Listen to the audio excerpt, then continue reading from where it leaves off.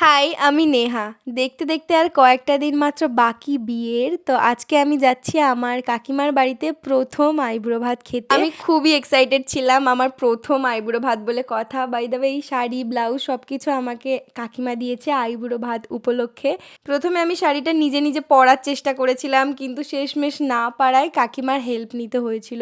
আমি ভেবেছি যে এই আইবুড়ো ভাত খাওয়ার সুযোগে আমি শাড়িটা পরাও শিখে নেব, কারণ বেশ কয়েকটা জায়গা থেকে অলরেডি আইবুড়ো ভাত খেতে যাওয়ার ইনভিটেশন এসে গেছে। কাকিমার বাড়িতে পৌঁছেই ফার্স্টে কাকিমা আমাকে এখানে আলতা পরিয়ে দিল, তারপরে আশীর্বাদ করলো, তারপরে এই এত রকমের খাবার দাবার আমার সামনে সুন্দরভাবে সাজিয়ে দেওয়া হয়েছিল। কাকিমা সেই ভোর থেকে উঠেই এতগুলো পদ নিজে হাতে রান্না করেছিল। চিংড়ির মালাইকারি থেকে শুরু করে ইলিশ পাতুরি, চিকেন, পনির, 5 রকমের ভাজা, ফ্রায়েড রাইস, যা যা আমার পছন্দের সব কিছু কাকিমা রান্না করেছিল। আর সবগুলো ভীষণ টেস্টি ছিল। প্রায় 20 রকমের পদ এখানে রান্না করেছিল কাকিমা।